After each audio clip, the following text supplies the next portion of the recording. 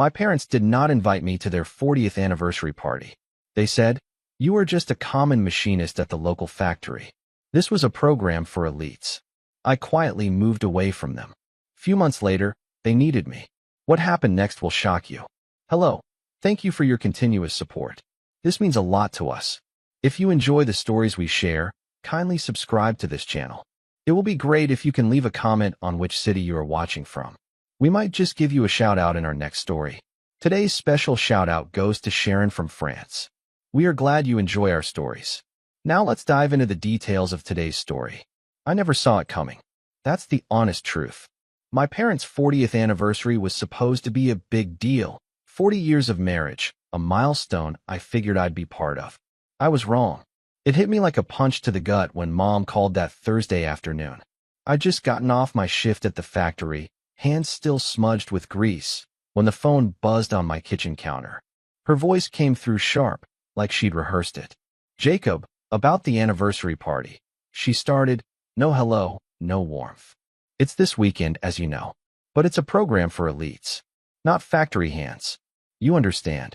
I stood there, gripping the phone, my thumb hovering over the end call button. Elites? Factory hands.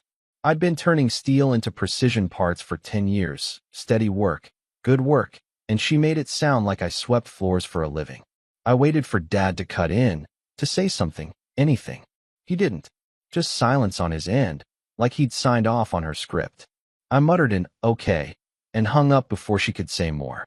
What else was there to say? That night, I clocked into the factory like usual. The hum of the lathes usually steadied me, but not then. My hands moved on autopilot, slotting a rod into the machine, setting the measurements, but my head was elsewhere. I kept seeing Mom's face, all pinched and superior, and Dad's blank stare from years of letting her run the show. My coworker Sam caught me staring at the same piece too long and raised an eyebrow. "You good, Jake?" he asked, wiping his hands on a rag. "Yeah, I lied. Just tired." He didn't push, and I didn't spill. Sam wasn't the type to pry, and I wasn't the type to unload. But as the shift dragged on, something hardened in me. I wasn't just their son. I was the guy they decided wasn't good enough. By the time the whistle blew at 3 a.m., I'd made up my mind. I wasn't sticking around to be their punching bag. Back at my apartment, I didn't sleep. I started packing instead. Not much, just my clothes, my tools, a couple books I never got around to reading. The place was a rental anyway, month to month, no strings. I'd lived light ever since I left their house at 18, like I'd always known I'd need to bolt someday. The toolbox was the heaviest thing, steel wrenches, calipers, a hammer I'd had since Dad gave it to me when I was 12. I almost left it behind, but I didn't. Not sure why. By 5, I called my landlord, told him I was out. He grumbled about notice, but I said I'd pay the extra month, and that shut him up. Then I loaded my truck. It was an old Ford, beat up but reliable, kind of like me. I took one last look at the apartment, bare walls, a couch I'd never liked, and locked the door. The plan was simple. Head to Milton, 30 miles east. I'd heard they had a decent factory, and I could start over where no one knew me as Margaret and Richard Hensley's disappointment. Driving out of town felt strange. The streets were empty, just me and the headlights cutting through the dark. I passed their house on the way, the big, gaudy thing they'd bought when Dad's real estate gigs peaked. White columns, too many windows, like it was trying to scream money it didn't have anymore. I didn't stop, didn't even slow down. But in the rear view, I caught it shrinking smaller and smaller until it was gone. That's when I felt it, a twist in my chest, part relief, part something I couldn't name. Milton wasn't much, just a grid of brick buildings and a diner that looked stuck in the 80s. I found a cheap motel off the highway and crashed for a few hours. When I woke up, I hit the ground running. The factory there was hiring, Harrington Steel, a mid-size outfit, and I walked in with my toolbox and a resume that spoke for itself. The foreman, a guy named Pete with a handshake like a vice, liked what he saw. "You start Monday," he said, "no fuss. We need guys who know their way around a lathe." I nodded, thanked him, and that was that. By noon, I'd signed a lease on a one-bedroom near the plant. Nothing fancy, but it had a corner I could turn into a workbench. I didn't call Mom or Dad to tell them I'd left. Didn't text. They'd figure it out when they needed something, and I wasn't there to pick up the pieces. That first night in Milton, I sat on the floor of my empty place, toolbox open beside me. I ran my fingers over the hammer Dad gave me, its handle worn smooth from years of use. I wondered if he'd even remember giving it to me, or if he'd just nod along when Mom decided I didn't fit their shiny little world. I put it back in the box and snapped the lid shut. Whatever they thought of me, I was done proving myself to them. I had a job, a roof, and a life to build. That was enough. Or so I told myself. I settled into Milton like a gear slotting into place.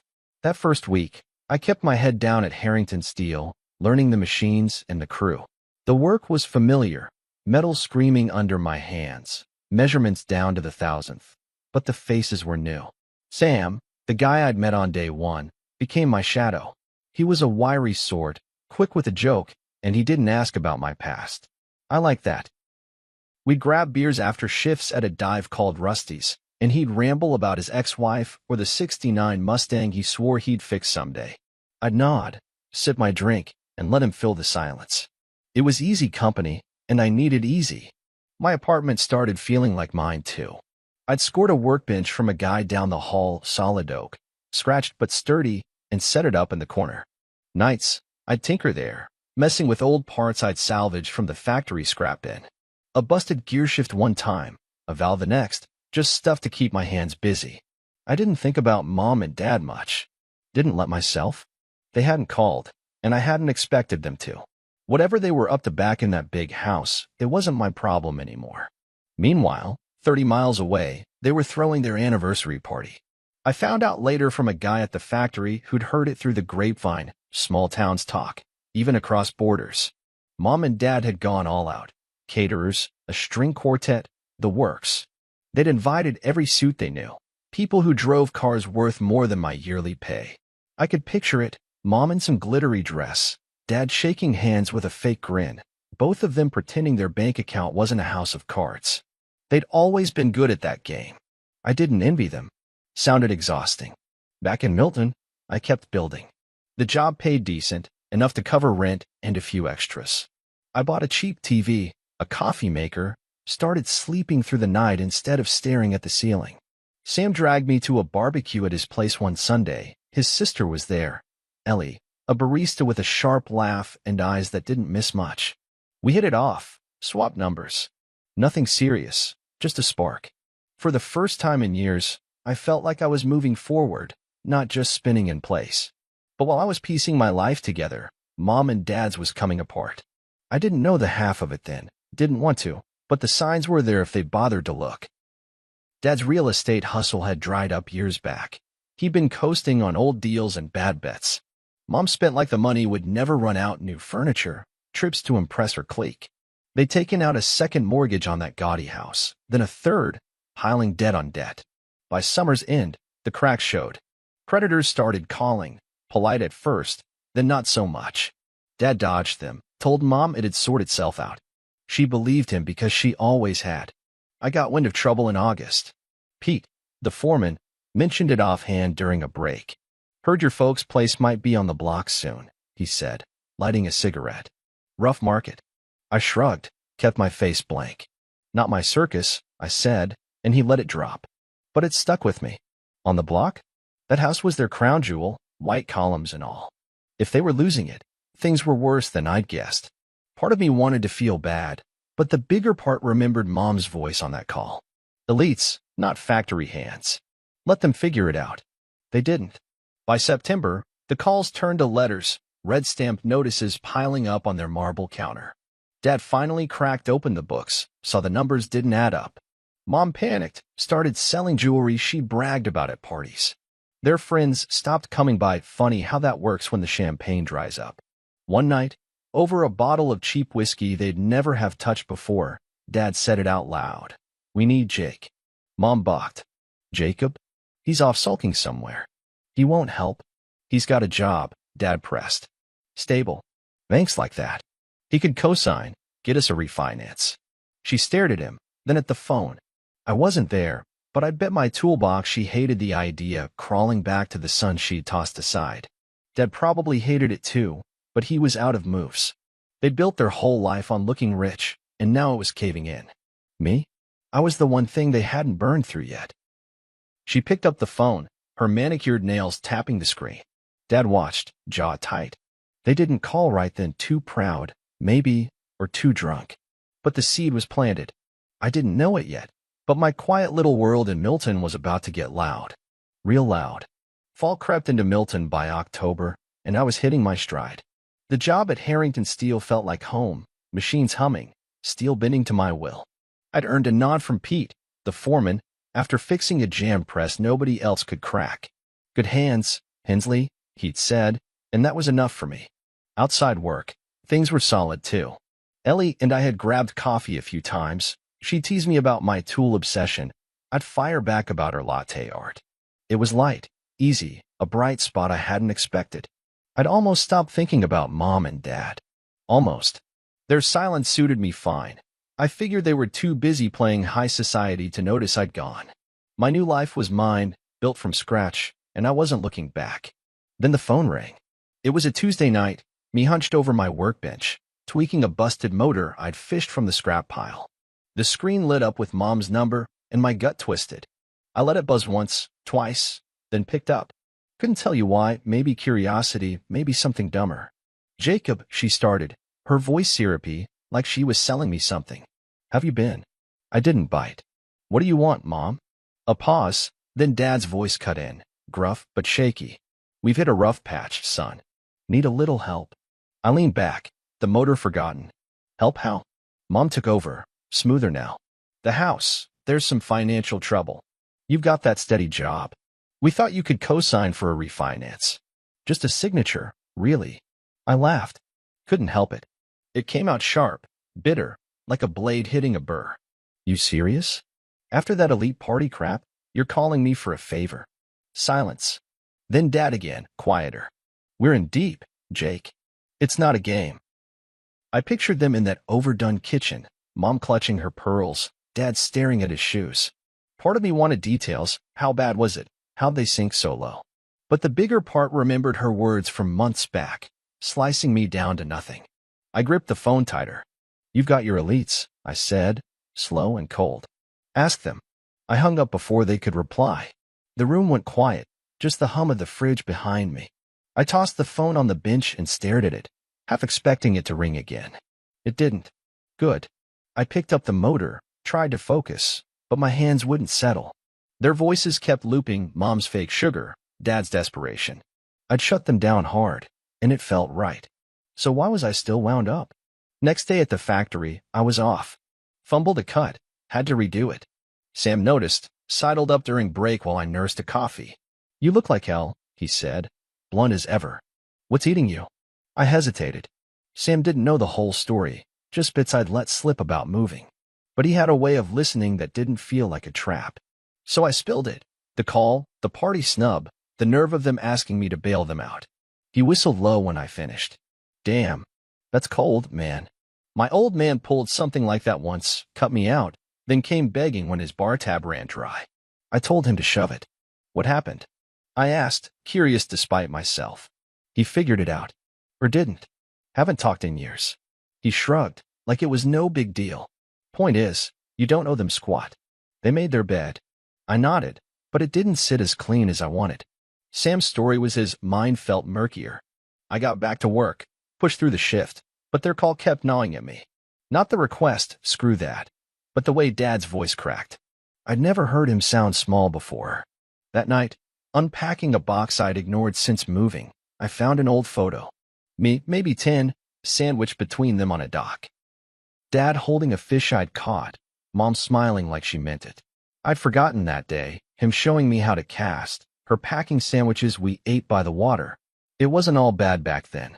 I traced the frame, then shoved it back in the box. Didn't matter. They'd picked their side, and I'd picked mine. Still, sleep didn't come easy. I kept seeing Dad's face, not the blank one from the party call, but the one from that fishing trip, proud for once. And Mom, had she ever apologized in her life? I doubted it. They'd probably call again, push harder. I'd say no again, and that'd be that. But as I lay there, the motor still half fixed on my bench, I wondered if saying no was as simple as it sounded. I'd built a wall between us, tall, solid mine. So why did it feel like it might crack? November rolled into Milton, and I was holding steady, mostly. Work at Harrington Steel kept me sharp. I'd nailed a tricky job on a turbine shaft, earned a slap on the back from Pete. Ellie was a regular thing now, too.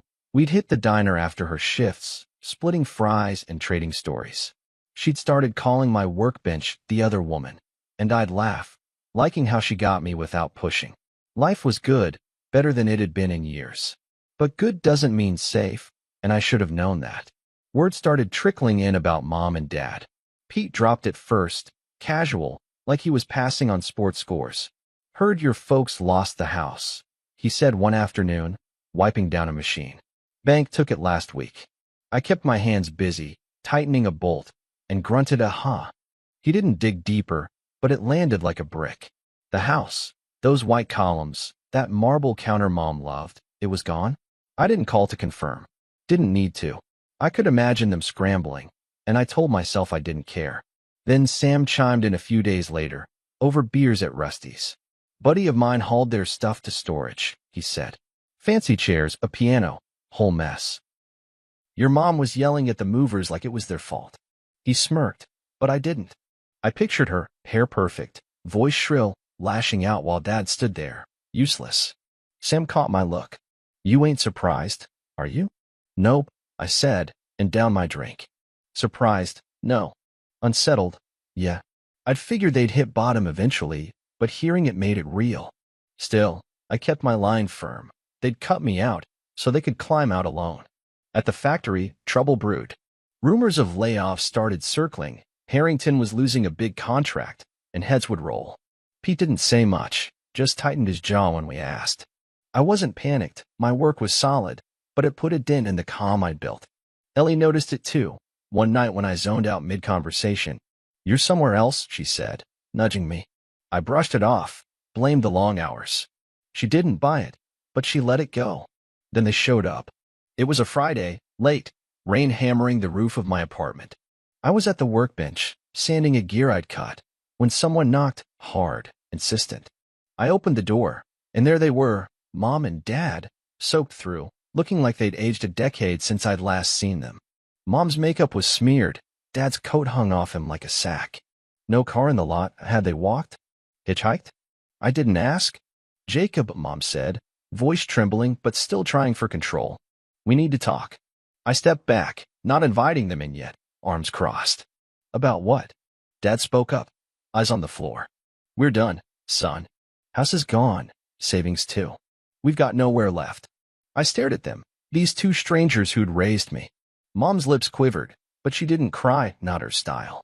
Dad looked like he might, though, and that hit me harder than I expected. I thought of the photo I'd found, the fishing trip, and pushed it down. They'd had months to reach out, to fix this before it blew up. Instead, they'd waited till the walls caved in. "Why now?" I asked, voice flat. "You didn't need me for your party. Didn't need me when you called begging for a signature." Mom flinched. "That was a mistake. We were wrong." "Damn right you were," I snapped. "But it's a little late for sorry." Dad lifted his head, finally meeting my eyes. "We're not asking for money. Just a chance. We've got nothing, Jake." I stood there, rain dripping off them onto my floor, and felt the wall I'd built start to shake. Not crumble, just shake. I saw Ellie's face in my head, telling me I was too stubborn sometimes. Sam's too, saying I didn't know them. But there they were, my parents, broken in a way I'd never pictured. Mom shifted, her pride cracking, and said something I never thought I'd hear. "You were never common to us," she whispered. "Not really." My hand hovered on the door. I could slam it, send them back to whatever hole they'd crawled from. They'd earned it, years of looking down, months of silence, that damn call. But Dad's slumped shoulders, Mom's shaky hands, they weren't the elites they'd pretended to be. They were just people, out of moves, standing in my doorway like I was their last shot. I didn't say anything. Didn't know what to say. My fingers tightened on the knob, and I felt the weight of it. Everything I'd walked away from, everything they'd thrown away, crashing into this one moment. I could turn them out, keep my life clean. Or I could let them in, see what was left to salvage. The rain kept pounding, and I stood there, stuck, knowing whatever I picked would change everything. Winter bit into Milton that December, and I was staring down my parents in my doorway, rain pooling at their feet. Mom's words hung there. You were never common to us, and Dad's slumped frame backed her up like he'd run out of fight. I'd spent months building a life without them, a wall to keep their mess out. Now it was trembling, and I had to decide, shut them out or crack the door open. My hand stayed on the knob, knuckles white, while they waited, shivering. Let us in, Jake, Dad said, voice hoarse. Just to talk. I didn't move right away. I thought of Ellie's laugh, Sam's shrug, the steady hum of the factory, all mine, earned clean. Then I thought of that fishing trip photo, buried in a box, and the way they'd looked at me back then. Different people, maybe, before the white columns and fake friends. I stepped aside, jerking my head. Fine. Talk. They shuffled in, dripping on my floor, and I shut the door. Mom perched on the edge of my couch like it might bite. Dad just stood, hands in his pockets. I leaned against the workbench, arms crossed, waiting. They didn't waste time. We've lost everything, Mom said, her usual polish gone. House, savings, the car, they repossessed it yesterday. We're staying at a motel off 12th, but that's done tomorrow. Friends bailed too, Dad added. Nobody's got room for us. I nodded, not surprised. Their clique was all show. First sign of trouble, they'd scatter. So what's the plan? I asked. You're here. What do you want from me? Mom looked at Dad, then back. A place to start over. We can't do it alone. I almost laughed again, that same bitter edge from the phone call. Start over? You had a shot months ago. I told you to ask your elites. We tried. Dad snapped, then softened. They're gone. You're all we've got. That hit different. Not the guilt trip. I wasn't buying that, but the truth of it. They torched every bridge but mine, and I was still standing. I paced to the window, staring at the rain-slicked lot, and let it sink in. They weren't asking for a handout this time, not just a signature. They were asking for me. I turned back, mind racing. The factory was shaky, layoffs hit that week, but Pete kept me on, said my work was too good to cut. I had savings, a roof, a life. They had nothing. But I wasn't some charity case son ready to roll over. If I did this, it'd be my way. Okay, I said, slow, watching their faces lift. I'll help. But the house, I'm getting it back. My name on the deed. You live there because I say so, and that elite garbage stops now. No games, no looking down. You agree, or you're out. Mom's mouth opened, then shut. Dad blinked, like he hadn't heard right. The house, he said. Bank's got it. I'll figure it out. I cut in. I've got a job, credit. You don't. Take it or leave it. They didn't argue. Mom nodded first, quick, like she'd grabbed a lifeline. Dad followed, slower, but firm. Deal, he said. I didn't trust it'd be smooth. They'd spent decades on their high horse, but it was a start. I grabbed my keys. Motel's done tomorrow? Get your stuff. You're crashing here tonight. We drove in silence, my truck rattling through the storm. Their room was a dump, stained carpet, one bag each. They'd sold or lost the rest. Back at my place, I threw blankets on the couch, pointed them there. Sleep. We'll sort it tomorrow. They didn't argue that either. Next week, I made calls. Bank wouldn't budge at first, foreclosure was final, but I found a guy, a realtor Sam knew, who sniffed out an auction date. I bid what I could, scraped every dime, and won it. Not cheap, but mine. The white columns looked smaller when I drove up, keys in hand. Mom and Dad trailed me inside, quiet, like they didn't recognize it without their old life plastered on it. Factory settled too, layoff stopped, and Pete hinted at a raise. Ellie stuck around, unfazed by my new tenants. You're a softy, she teased once, and I smirked, didn't deny it. Maybe I was, a little. That first night in the house, I left them unpacking and headed back to Milton.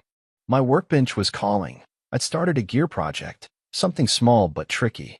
I sat there, tools in hand, and worked it slow. The metal gave under my fingers, precise, clean. I heard Mom's voice through the wall, soft, talking to Dad about where to put a lamp. No yelling, no orders. Different.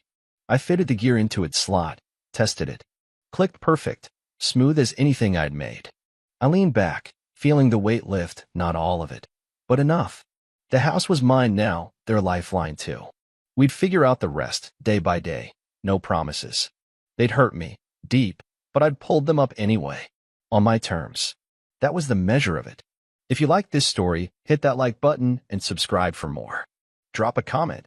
Would you have let them in or shut the door? Let's hear it. New stories drop every day. Don't miss out. See you soon in our next story.